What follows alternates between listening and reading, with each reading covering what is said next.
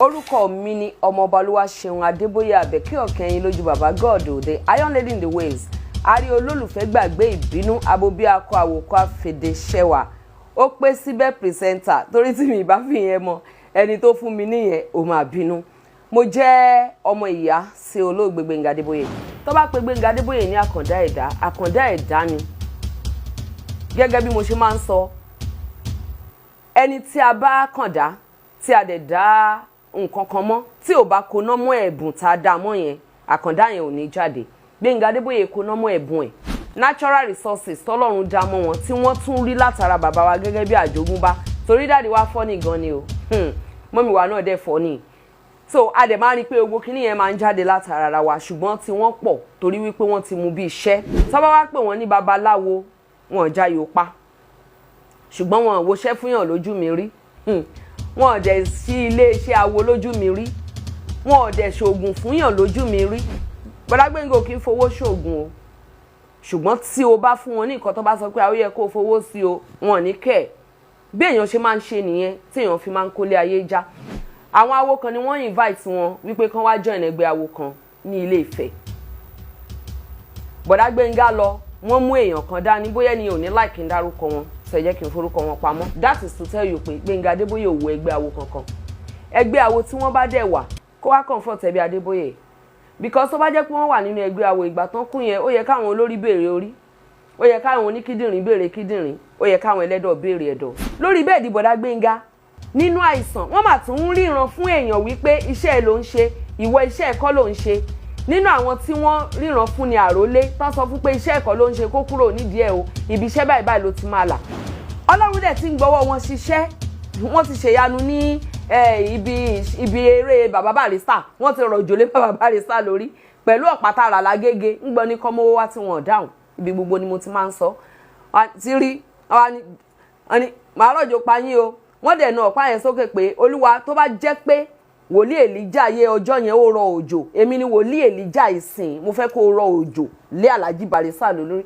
Òjò bẹ́ẹ̀ bẹ̀rẹ̀ ṣùgbọ́n ní ọjọ́ yẹn tí mo dé Èkó mi ò wá òkè mọ́ títí Bọ́dá Gbenga ti fi kú torí wọ́n ti sáré dàgbà, ojú wọn ti ń change. Mo ní bọ̀dá ṣe kú lóòótọ́ ni. Wọ́n ṣàwọ̀ mi, mo ní bọ̀dá yìí má máa kú ó dẹ̀ níbi tèmi àti wọ́n jọ fọ̀rọ̀ sí. Yorùbá tòótọ́, I just love you. Ẹ̀yin ni ẹni àkọ́kọ́ tí mo ń sọ gbogbo nǹkan tó ń bẹ nínú mi fún. Mo sọ pé mo lóyún ọ̀rọ̀ mi lè sọ̀rọ̀ tán but I will just say so. Wọ́n mú mi dórí òkè.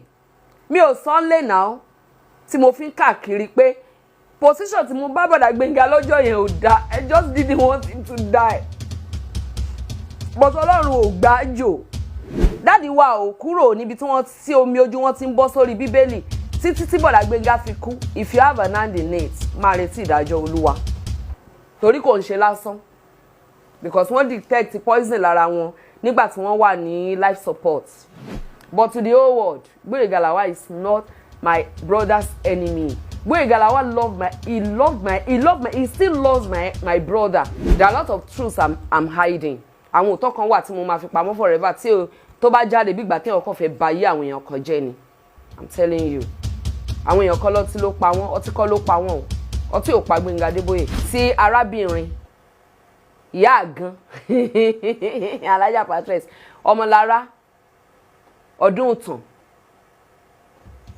Adeboye. Tí o bá ti sọ wípé àwọn ọmọ yẹn ò kí ń ṣe ọmọ Gbenga Adeboye náà bí Àṣẹ́gun náà ò ṣe sọ pé Ṣẹ́gun àti Ṣadé ò kí ń ṣe ọmọ Gbenga Adeboye, they are welcome anytime. Then nígbà tí Bọ́dá Gbenga pé 18 years Ọmọlára Adébóyè pé first born wa ó dẹ̀ pé Bọ́dá Fẹ́mi ó dàbí ẹni pé gbà yẹn ni wọ́n tó bẹ̀rẹ̀ sí ní interact. Ṣe rí gbogbo nǹkan tá a bá fẹ́ ṣe nípa Gbenga Adeboye tí kò bá lọ́wọ́ sọ̀rọ̀sọ̀rọ̀ nú kò kí ń tí ò bá lọ́wọ́ àwọn FIBAN nínú kò kí ń wú wa lórí. Then tí Bọ́dá Gbenga ò bá kú kò sí tó fẹ́ fa ikú bàbá mi ìyá mi Káyọ̀dé ní wèrèwèrè òótọ́ ni mò ń sọ fún yín. Torí rẹ́kọ̀dì tí Káyọ̀dé ṣe nígbà yẹn ló kó bá. Torí wọ́n kìlọ̀ fún Dúdú Heritage pé kó má gbé jáde. Ṣé Bọ́dá Gbenga tó lọ sọ́dọ̀ Aṣíwájú Bọ́lá Ahmed Tinubu, thank God he was my presidential candidate. I love him so much for who he is.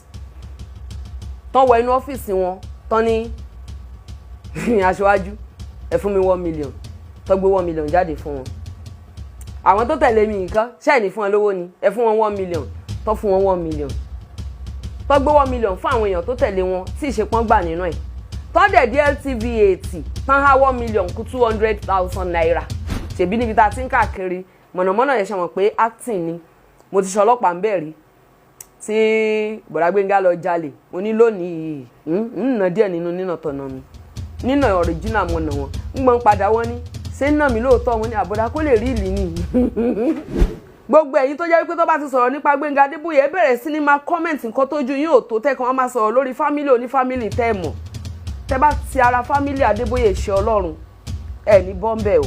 Orúkọ mi ni olóyè Abbey Fagboro Agbègbè Gbayiwa.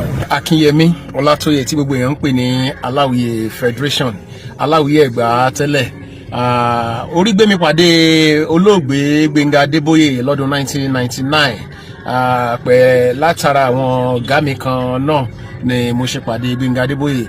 Àkàndá èèyàn I think pẹ̀lú ẹ̀dí ọ̀rẹ́ 1987 lájọ di ọ̀rẹ́ so gbogbo ìgbésí ayé ẹ̀ bí àkàndá èèyàn ni ó ní ọ̀rọ̀ ẹ̀ so èèyàn tó jẹ́ pé ó kó àwọn èèyàn mọ́ra ó kó èèyàn mọ́ra ó láàánú ó láwọ́ ó ń ṣoore bó ṣe jẹ́ nìyẹn kò ń ṣe ẹni tí kìí fẹ́ kí téèyàn má dáa lóòótọ́ náà ní tiẹ̀ ó níwà pátá o ìgbà míì wà so many cases nígbà mi jẹ́ pé nǹkan tí náà máa ṣe ń bàjá nígbà mi tó bá tó wọn àtẹ̀yàn bá jọ tó bá láìkè èèyàn kan á bàjá lójú ayá tó bàjá lórí afẹ́fẹ́. Orúkọ mi ni Honorable Ọláníyì Ajẹtọmọbí tí gbogbo èèyàn mọ̀ sí Aládàmú Ìjẹ̀ṣà. Mo jẹ́ ọ̀kan nínú ọmọọṣẹ́ olóògbé Gbenga Adeboye. Mo dúpẹ́ lọ́wọ́ Ọlọ́run, mo dúpẹ́ lọ́wọ́ olóògbé Gbenga Adeboye lénìí torí pé òun ni ẹni náà tó mú mi dé radio station. Gbenga Adeboye was a musician, he was a teacher, a stand-up comedian by excellence, a broadcaster, an orator, a prophet. In fact, Gbenga is an encyclopedia. Encyclopedia, yeah. Gbenga Fúnra is an institution. They study Fúnra. That's what Gbenga is. That's what he was when he was alive. Orúkọ mi ni Aṣíwájú Akínmọ́ Ìbànjí ẹnu dùn jùyọ̀ tí mo jẹ́ àkọ́kọ́ nínú ọmọ tí olóògbé Gbenga Adeboye tó ń kọ́ níṣẹ́ sọ̀rọ̀sọ̀rọ̀. Lénìí mo súnmọ́ wọn mo mọ̀ wọ́n gẹ́gẹ́ bí èèyàn tó dáa bí ọ̀gá tó dáa ẹni tó jẹ́ pé wọ́n kún fún ọ̀pọ̀lọpọ̀ ọgbọ́n àti ìmọ̀ tí àwọn èèyàn láti ìlú Èkó káàkiri Nàìjíríà àti lókè òkun pàápàá tí wọ́n wò wọ́n gẹ́gẹ́ bí àwòkọ́ṣe. We call him an entertainer. He is such an entertainer, a philosopher that his creativity is second to none. He creates, he initiates, he facilitates and makes sure whatever he does, then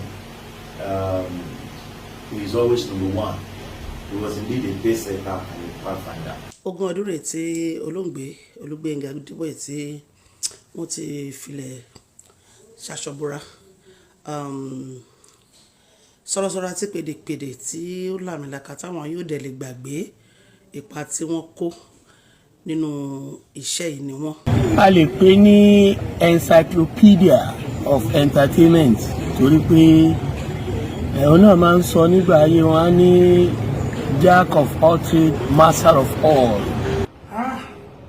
Ṣé mo rí èèyàn tó wà creative tó Gbenga Adeboye ṣá ní industry wa kò sí torí kí ni kan máa ń wò bó bẹ̀rẹ̀ jọkọ̀ lọ́wọ́ ẹ̀rí pé ṣé wàá ṣó lọ lé kéwù ni bó ṣe mọ kéwù òye mi kò dẹ̀ lọ lé kéwù torí pásítọ̀ ni bàbá ẹ̀ so ó dẹ̀ máa sọ̀ ṣe gbogbo nǹkan bí ẹni pé bóyá mo sì pé lákọ̀dá èèyàn ohun kan mí ìtẹ́lérò pé kò lè bọ́ sí Gbenga dẹ̀ ṣe á dẹ̀ bọ́